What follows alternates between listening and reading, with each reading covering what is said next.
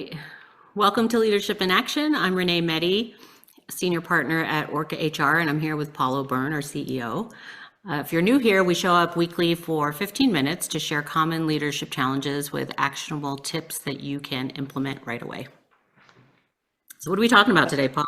Yeah, well, today we're going to talk about change and sort of navigating change as a leader, and talk a little bit about, why sort of maybe 70% of changes fail. And, a little bit talking about sort of more the inner work around change versus sometimes the outer work, which is where people focus more on sort of the process of change. And so, one of the things, and I know, Renee, you've got a lot of passion around this, is in terms of what does, so if I'm a leader and I have to lead change, what does some of that inner work look like? I think at the foundation, it's about nervous system regulation. So as a leader that's navigating change for their team, understanding how you handle change and what does that look like for you. And that does a couple of things. Helps you be more empathetic and compassionate with your team to understand what they're going through. And the other thing is, if you know that you can be reactive or you don't like change, there's a little bit of personality type that goes with that also, but also past experiences. And even like going all the way back to childhood, if your household was chaotic and you never knew like what was up or what was next, your nervous system would be a little bit more reactive. And so it's different for everyone. There's lots of doorways to regulate the nervous system, meditation, breathing, for some people, knitting or something that can activate that parasympathetic side of the nervous system.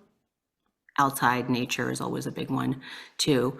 But regulating the nervous system, understanding who you are and your personality. And like, I love change. I'll create change just to have some variety in my life because my personality really leans towards let's mix things up. So that, I think you bring up a great point is like, I'm a person who also likes change, so I can live very much in a life of ambiguity. But there's a lot of people who can't, yeah. Right? And we know that like people, sometimes people talk about, well, people don't like change. People don't like being changed, as opposed to change itself.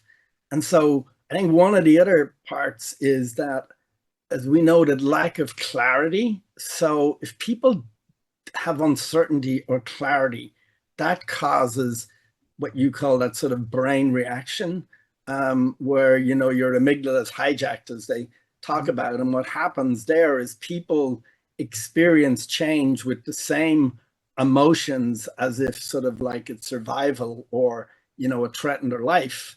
And this has been proven through research. And so what happens is their best thinking actually shuts down and they're very much in a reactive state, And I think, one of the things that my experience is, when you can engage people in the change themselves and they understand how they are going to sort of navigate it as an individual because that they're involved as opposed to being changed, you're going to get better results in the long term. But the problem is, many of these changes, everybody wants to front end it really quickly. And they just want to say, okay, we're going to, I can remember even at Microsoft, people would say, okay, we send out the email and for the major change, and they would say the change is done.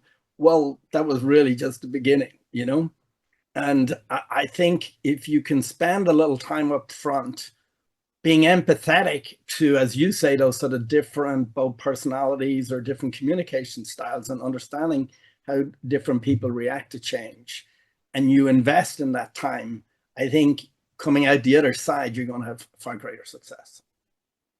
Yeah. So many thoughts popping in my head right now.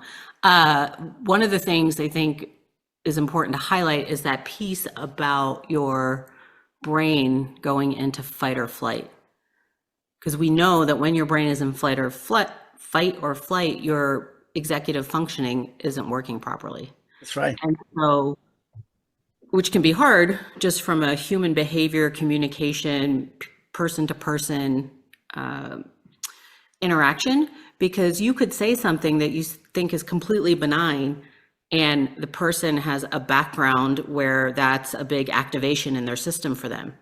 And without even knowing it, you've put a person, well, we can't put people in fight or flight, but you've activated a part of their system, and now they're not thinking properly, and then they're reacting and doing, like you said, like sending an email out preemptively. Right. And then they've got resistance, there's confusion, there's sort of frustration and stuff like that. And from a human behavior, like the brain looks for patterns, wants to wrap things up in a, neat little package and a bow and put it aside. So we're often going to fix things. A lot of leaders are problem solvers, so they go right to the solution instead of creating the space, taking a step back, involving others, like you said. Do I have a clear vision of where we want to go? What's the best, course of action to take? Yeah, because if there isn't a clear vision, it causes kind of like that reactive and sort of like almost like disenchantment, because people really don't know where are we going, Yeah. and why are we going there? And they also jump to solutions right away. Right. Like, and then how's it going to impact me? yeah. Mm-hmm. And so I think, that upfront work of clearly articulating what that vision is and what's the difference between where we are today and where we need to go, Right. Mm-hmm. What's staying the same and what's maybe changing, and being able to articulate some of those things. Yeah.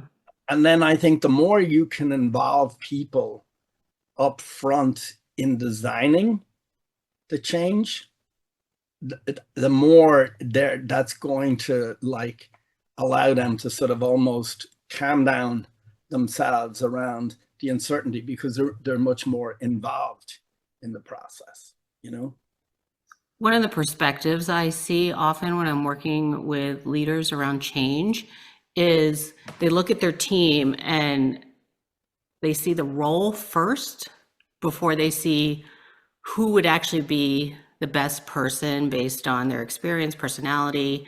Some people on the team are better with, not even better, they require change and variety like we do.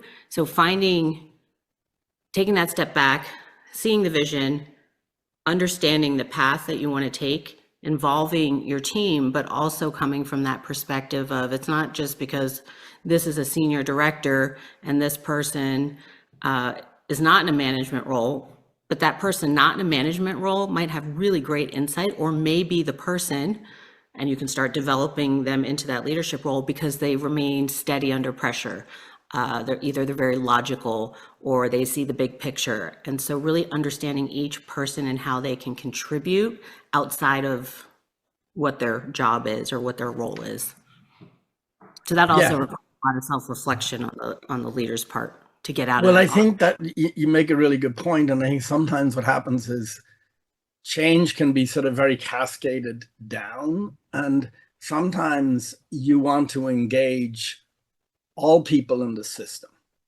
So like, well, who is going to be impacted? I remember, when we used to do change, before we would think about change, we used to do this thing called an impact analysis.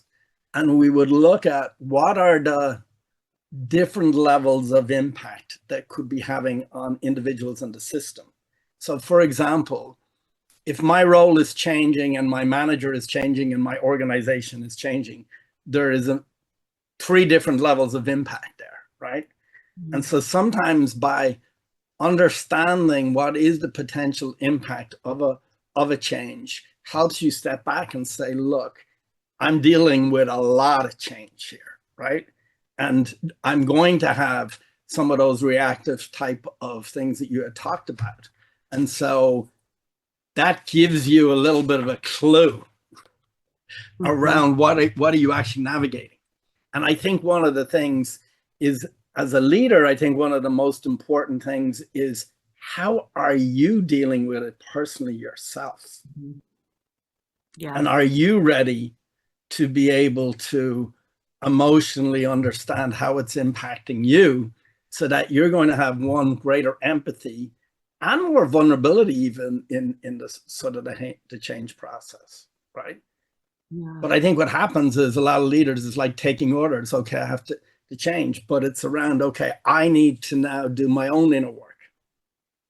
Well, and I think it's important, like we talk about this a lot, where doing your inner work before something catastrophic or what you perceive as catastrophic happening, and doing like a really great tool is doing a pulse check for yourself and for your team, particularly if you acquire a new team or you go into a new leadership role, is, you know, the first A of the 4 A's of self Awareness. is what is your default reaction to stress in general? And then does it change if it's a, you know, financial stress versus leadership stress versus personal at home? And really understanding yourself with what are the things that activate your system? Is there a rhythm to the year? Like I was just talking to someone that, and I don't know what her husband does, but he's always very stressed out around taxes. And I know he doesn't have a tax business or anything, but January to April, he's super stressed out. So are there rhythms in your year where you are just seasonally more stressed out than others? So that deep dive of the inner work is around your own self-awareness. And then from that place of understanding and compassion and empathy for yourself, can you lead through change in a completely different way? I think you bring up a really good point, you know, like on the rhythm to year. So like if I'm, you know, a finance person, I have to close the books at the end of the month. Or, you know, if I'm a salesperson and I have to close my sales every month or every quarter and stuff like that, you're going to be under a lot more pressure. So just even understanding that and leading change through that might be very different than if you were doing it at a different period of time. You know? Yes, because that's where your choice point is, right? Yeah. You are stressed out at the end of every month, and you know that part of conscious leadership is being intentional and having choice and understanding what those choices are versus being reactive based on an automatic pattern or limiting belief.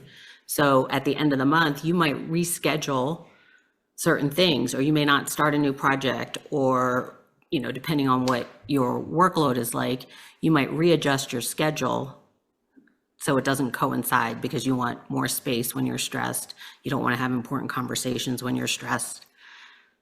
So if we were to summarize, like maybe a few tips that we could give to leaders who are navigating change, you know, what do you think would be one of the number one things to do? And then we'll just sort of maybe list 2 or 3 different things. I think the number one thing for sure is understanding your own reaction or response to change. Is it something you like?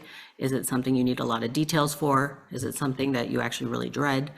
So understanding that, and simultaneously with that, understanding and practicing different modalities or practices to regulate your nervous system, because that's a buildup over time. That's not something that like, oh, I'm stressed and I'm going to practice or do something tonight and then it's gone tomorrow. It's like building a muscle. So kind of taking a much more kind of a holistic approach to that in terms of yourself and your own self-awareness and your own sort of self-development. Mm-hmm. And a quick like pulse check of, here's this change that's coming down from the company that you now need to share with your group or your team, but understand what's going on in your life. Is it the end of the month where you're stressed out?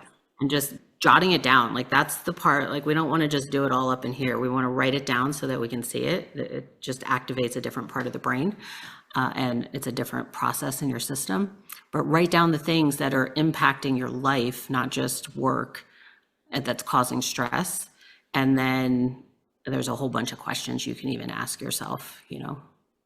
Yeah, and then I think a couple of other practical tips is, one, kind of paint a clear vision of the change. You know, where are you going, why you're going there, what's staying the same, what's going to, because I think giving people that clarity. And what questions do you have as a leader, right? Yeah. That. And then I think engaging your team Hmm. in the actual change, you know, and not just the team, because sometimes it can be the system, because you have to think outside your team, you know. And then I think, you know, realize that this is a psychological process as much as it is a kind of a business process. And so understanding the kind of what that psychological transitions that people would go through.